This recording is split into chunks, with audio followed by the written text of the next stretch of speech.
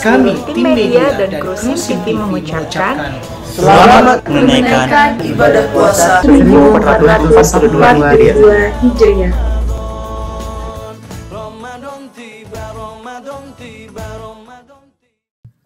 Assalamualaikum warahmatullahi wabarakatuh. Selamat datang di The Mahir Show. Saya Izzuddin, pembawa acara The Mahir Show.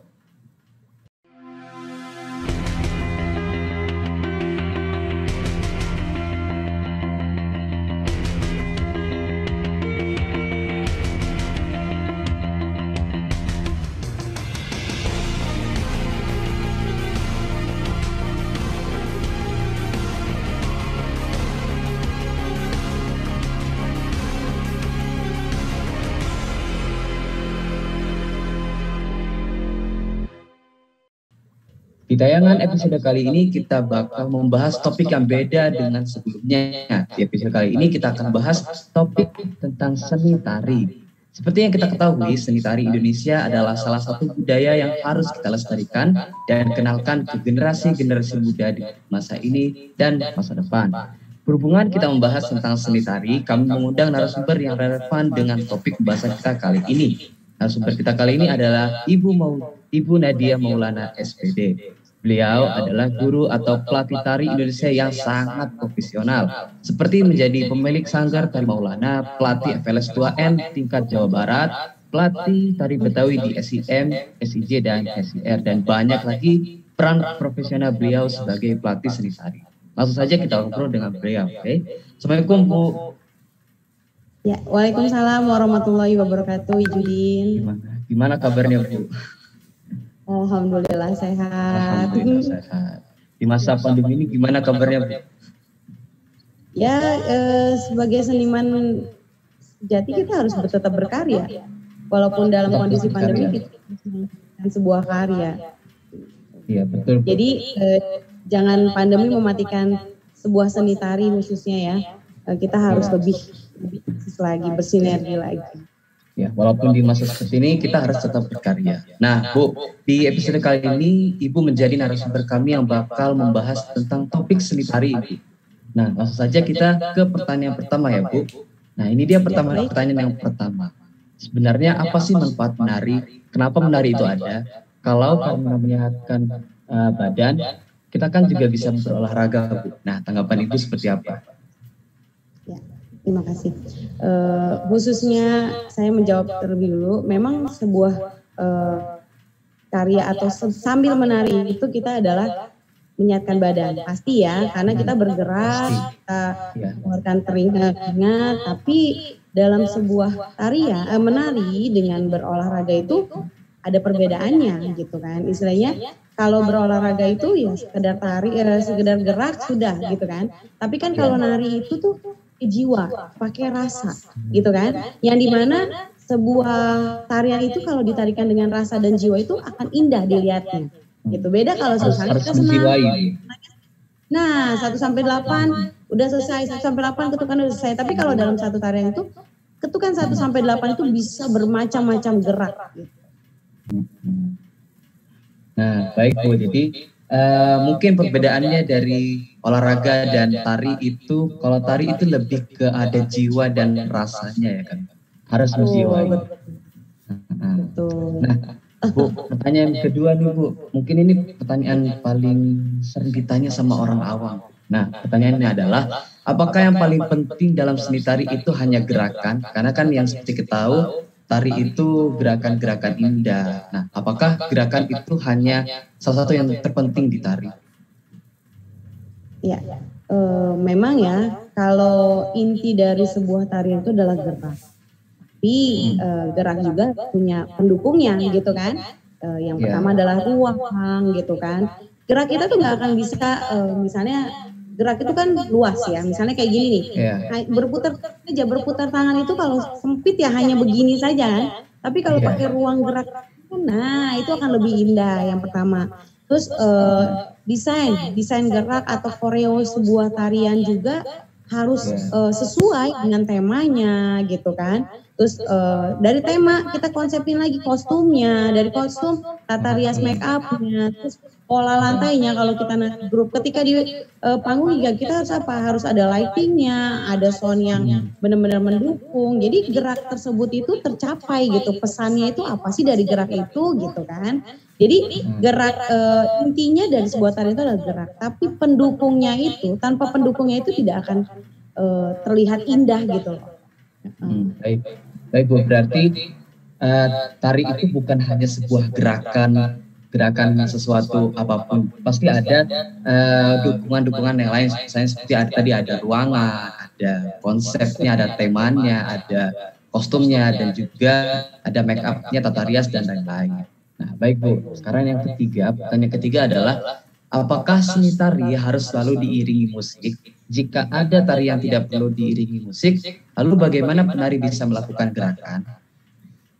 Ya, pada dasarnya sebuah tarian juga tidak harus menggunakan musik ya, karena gerak tari itu tercipta oleh ketukan. Kita biasa menggunakan ketukan 1 sampai 8 gitu kan. Ya, 1 sampai 4 dengan pola gerak seperti A, 5 sampai 6 pola gerak seperti B gitu kan.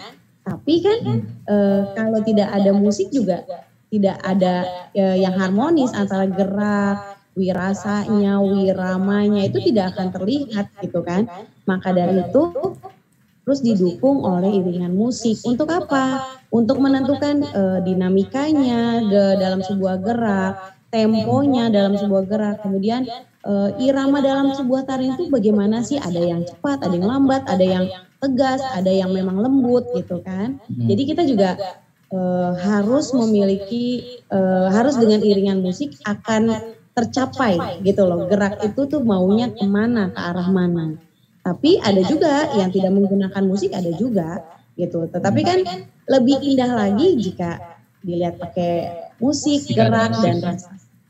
Betul. Baik pemirsa, seperti yang Bu Nadia tadi katakan, memang tarian itu salah satu pendukung paling terbesar adalah musik.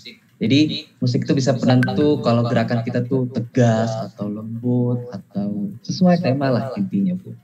Nah sekarang pertanyaan keempat ya Bu, apakah semua orang bisa menari atau bahkan dapat menari dengan baik? Jika bisa, bagaimana caranya? Pada dasarnya semua orang itu pasti bisa menari, karena menari itu adalah bergerak, gitu kan? Bergerak itu adalah berpindah dari tempat yang satu ke tempat yang selanjutnya. Tetapi di sini kita lihat, gitu, si penari itu hanya mau mempelajari tariannya atau memang mau menjiwai, gitu ya? Kan kalau mempelajari, oh saya bisa tari ini, oke sudah bisa, entah kita bisa tari ini. Tapi kalau menjiwai, sebuah tarian itu teknik geraknya harus ada, gitu kan? Nah kalau tidak ada teknik geraknya, otomatis gerak itu tidak akan terlihat mantap lah istilahnya ya, tidak terlihat tegasnya bagaimana gitu. Jadi gerak itu harus ada tekniknya gitu. Menari itu harus ada tekniknya, jangan asal menari gitu. Tapi kalau yang menjiwai pasti itu akan mencari itu tekniknya bagaimana. Kok bisa dari ke bawah, terus dia berguling, bangun kembali, dan bisa berguling lagi, jatuh, itu bagaimana tekniknya, itu kan pasti ada. Nah sekedar untuk mempelajari pasti bisa, tapi untuk menjiwai itu perlu waktu yang cukup lama. Maka dari itu semoga penari-penari yang mungkin baru belajar itu menarinya memakai hati dan jiwa, sehingga mendapat gerakan-gerakan yang maksimal. Gitu. Baik Bu, jadi salah satu kuncinya gimana kita bisa menari dengan baik yaitu kita menjiwai tarian tersebut, karena ya semua orang dasarnya bisa nari, tapi orang yang bisa menjiwai tarian itu hanya tertentu saja. Nah sekarang pertanyaan dari ekspresi, dari ekspresi, mungkin dari gerakan tegasnya gitu mungkin. Nah betul, karena ekspresi juga menentukan ya. Kadang mata juga ikut bisa menari ketika kita jiwa kita menari, itu mata itu akan menari dengan spontan ya, mengikuti jiwa kita ketika kita lagi melirik ke sana, ke kiri atau ke kanan. Nah mata itu kan harus bergerak juga gitu. Nah itulah menari pakai jiwa itu akan semuanya bergerak. Nah jadi pemirsa ingat ya, Semua orang pasti bisa menari, tapi orang-orang yang menjiwai itu pasti yang terbaik. Nah Bu, sekarang ini pertanyaan yang bisa dibilang berhubungan sama bulan Ramadan sekarang Bu. Nah kira-kira untuk latihan tari yang paling cocok itu kapan Bu? Karena kan kaum muslim itu puasa dari pagi sampai maghrib sampai malam. Nah kira-kira waktu untuk latihan tari itu kapan Bu? Ya, biasanya kalau di bulan Ramadan ya, yang saya lakukan dengan penari-penari saya itu kita latihan itu setelah asar, terus menjelang buka puasa ya, maghrib itu kita sempatkan waktu untuk bergerak atau melatih tarian-tarian yang ada sehingga badan kita tetap lentur gitu. Jangan sampai di Ramadan ini udah berhenti aja semuanya gitu. Tapi kita harus tetap melenturkan badan kita, ingatan kita lagi gitu. Jadi waktu yang tepat itu adalah setelah sholat asar menjelang berbuka puasa. Nah itu dia tadi jawaban dari Bu Nadia. Nah, sekarang ini Bu, pertanyaan yang terakhir, bisa dibilang pertanyaan yang salah satu paling terpenting di episode kali ini Bu. Nah, jadi unsur-unsur apa saja yang dapat memperindah seni tari? Ya. Pada dasarnya seni tari itu memiliki unsur 3, yaitu adalah wiraga, wirasa, dan wirama. Wiraga itu adalah gerak ya, pola gerak kita, teknik gerak kita, konsep gerak kita, itu bagaimana adanya di wiraga. Nah, berkaitan dengan wiraga, nyambung lagi ke wirama. Wirama itu adalah musiknya, di mana musiknya itu harus sesuai dengan gerak yang tadi. Ketika musiknya cepat, terus kemudian tariannya lambat, itu juga tidak maksimal kan, tidak sesuai gitu. Dan yang ketiga adalah wirasa. Wirasa itu adalah jiwa kita yang menari menggunakan rasa kita. Jadi pesan tarian tersebut itu tersampaikan. Misalnya kita memiliki tarian tema, yaitu misalnya sebuah itu ya, orang-orang sawah misalnya. Nah orang-orang sawah itu konsep geraknya seperti orang-orang sawah dengan pola musik yang berada di sawah dengan wirasa menarikannya seperti orang-orang sawah. Jadi si penonton itu tahu oh ini adalah tarian gerakan orang-orang sawah, kan? Seperti itu. Jadi unsurnya ada 3 ya, wiraga, wirasa, dan wirama. Wiraga, wirama, wirasa. Nah, wiraga, wirasa, Nah itu dia tadi 3 unsur yang penting di seni tari. Nah, pemirsa teman-teman semua yang ada sedang menonton sekarang, khususnya siswa-siswi sekolah Islam Makkah harus tetap semangat untuk berkarya khususnya seni tari walaupun di masa pandemi ini. Kita bisa mengcover dance tari Indonesia, terus kita upload di sosial media seperti TikTok, Instagram, atau YouTube. Karena juga kita bisa memanfaatkan maksimal atau memaksimalkan penggunaan sosial media. Salah satunya kita bisa memudayakan budaya-budaya Indonesia yaitu seni tari. Ya kan Bu? Ya betul. Betul. Nah terima kasih Bu sudah berkenan di episode kali ini. Terima kasih sudah memberi kita ilmu tentang seni tari. Semoga itu semua bermanfaat untuk kita semua. Baik sahabat SIM TV Official, itulah bincang-bincang kita tadi bersama Ibu Nadia. Semoga bermanfaat untuk kita semua dan juga menambah wawasan teman-teman mengenai seni tari. Demikian acara The Mahir Show di episode kali ini. Saya Izzuddin, terima kasih dan sampai jumpa. Wassalamualaikum warahmatullahi wabarakatuh.